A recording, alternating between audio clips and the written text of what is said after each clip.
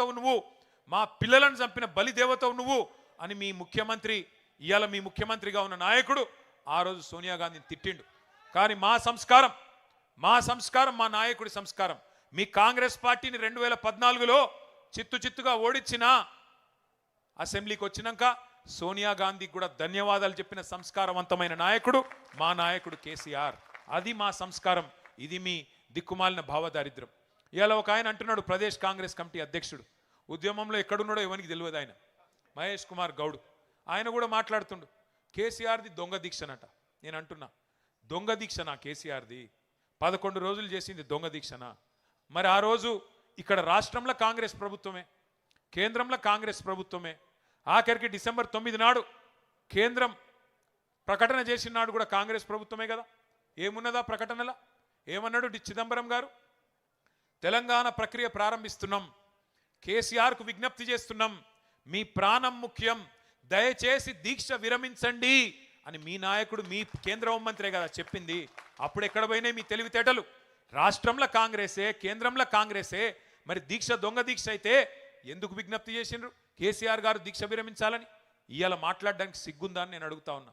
దీక్షను దొంగ దీక్ష అని అవమానం చేయడానికి మీకేమైనా ఇంగితం ఉందా, సంస్కారం ఉందా? నీ పార్టీకి కానీ నీకు కానీ తిట్టాలంటే ఇప్పుడే మా సీనన్న చెప్పిండు, మేము నోరు తెరిస్తే మీరు మరి చెవులు మూసుకోవాల్సి వస్తుంది, రక్తం కారుతుంది చెవులకి వెళ్ళి. కానీ మేము మీలాగా సంస్కారహీనులం కాదు. తప్పకుండా ప్రజల తరపునే ఉంటాం, కొట్లాడుతూనే ఉంటాం. మా నాయకుడిని మీరు అవమానించే ప్రయత్నం చేసినా, మా పార్టీని, మా ఉద్యమాన్ని మీరు అవమానించే ప్రయత్నం చేసినా మేము మాత్రం మిమ్మల్ని గౌరవిస్తాం, తప్పకుండా గౌరవంగానే సంబోధిస్తాం. ఒక మాట మాత్రం పక్కా, మీరు మమ్మల్ని అవమానిస్తే పడతాం, కానీ ఇవాళ మీరు చేస్తున్న పనులు ఒక్కసారి ఆలోచించండి. ఏ పోరాటం అయితే పరాయి పెత్తనానికి వ్యతిరేకంగా ఆధిపత్యాన్ని ధిక్కరించి మన ఆశలకు, మన కీర్తికి, మన ఘనతకు, మన చరితకు, మన సంస్కృతికి, మన భాషకు, మన యాసకు అన్నిటికీ ప్రతీకగా తెలంగాణ తల్లి రూపాన్ని ఆవిష్కరించుకున్నామో, ఇవాళ ఆ తల్లిని కూడా అవమానం చేసే ప్రయత్నం నీ దిక్కుమాలిన కాంగ్రెస్ పార్టీ చేస్తూ ఉన్నది. ఇప్పుడు మళ్ళీ ఆ తల్లికి కూడా అవమానాలు ఎదురవుతూ ఉన్నాయి. తెలంగాణ తల్లి చేతిలో బతుకమ్మను మాయం చేసిండ్రు ఈ మాయల పకీర్లు. మన అమ్మను తీసేసి కాంగ్రెస్ బొమ్మను పెట్టిండ్రు ఇవాళ సెక్రటేరియట్ల. తెలంగాణ తల్లిని తీసి కాంగ్రెస్ తల్లిని ఇవాళ సెక్రటేరియట్లో పెట్టిండు.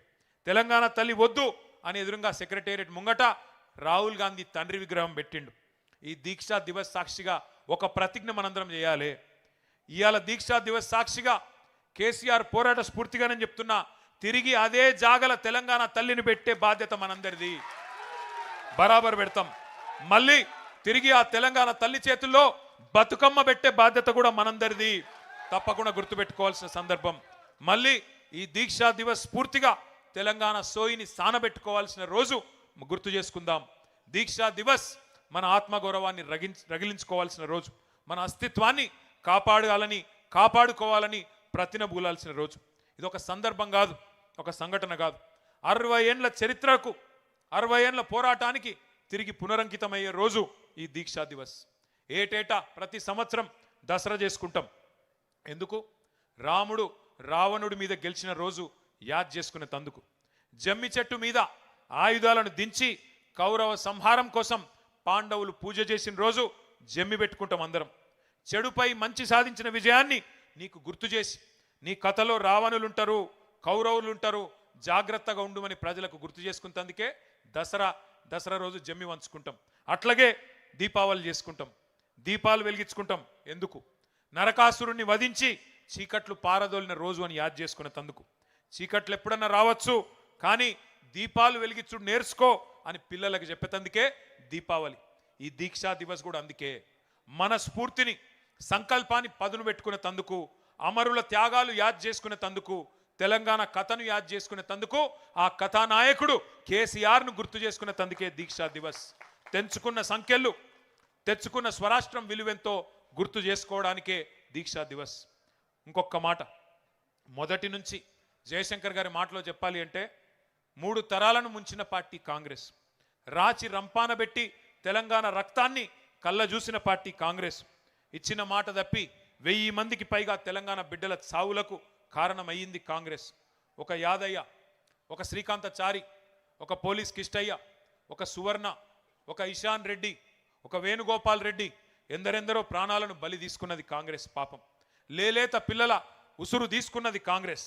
ఆగస్టు 15 నాడు జెండా ఎగిరేసి తెల్లధరల దోపిడీని, బ్రిటిష్ వాళ్ళ దుర్మార్గాన్ని గుర్తు చేసుకుంటూ ఉంటాం.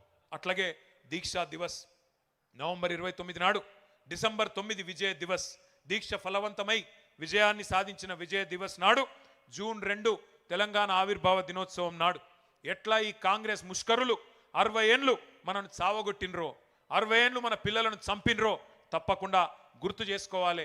ఎట్లా కాల్చుక తిన్నారో, ఎట్లా కాల్చి చంపినరో కూడా గుర్తు చేసుకోవాలి. లేకపోతే చరిత్రను వక్రీకరిస్తారు.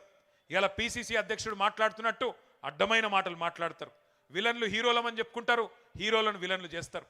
ఇది ఎందుకు చెప్తున్నా అంటే, ఒక ఆఫ్రికన్ సామెత ఉన్నది. ఒక సింహం తన కథ తాను చెప్పుకోకపోతే, ఒక సింహం తన కథ తాను చెప్పుకోకపోతే వేటగాడు చెప్పే పిట్ట కథలే నిజమని ప్రజలు అనుకుంటారు అని చెప్తారు. అందుకే తన సింహం తన కథ తాను చెప్పుకోవాలంటే మరి మన నాయకుడు కేసీఆర్ గురించి, త్యాగాలు చేసిన పిల్లల గురించి మనమే చెప్పుకోవాలి. ఇవాళ కాళేశ్వరం మీద జరుగుతున్న దాడి మీకు అర్థం కావాలి అంటే కన్నీళ్లు తప్ప నీళ్లు లేని నిన్నటి నీటి గోస కూడా మన పిల్లలకు తెలవాలి. జల సాధన యాత్రలు చేసిన గతాన్ని గుర్తు చేసుకోవాలి. తలాపున పారుతుంది గోదారి, మన చేను మన చెలుక ఎడారి అని ఏడ్చి ఆ రోజు మన కవులు రాసిన పాటలు గుర్తు తెచ్చుకోవాలి.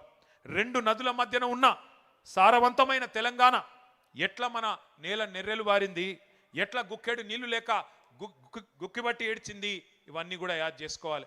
తెలంగాణకు గోదావరి జలాలు కావాలని దశాబ్దాల పాటు జరిగిన ఆందోళనలు, యాత్రలు, తెలంగాణ గోదావరి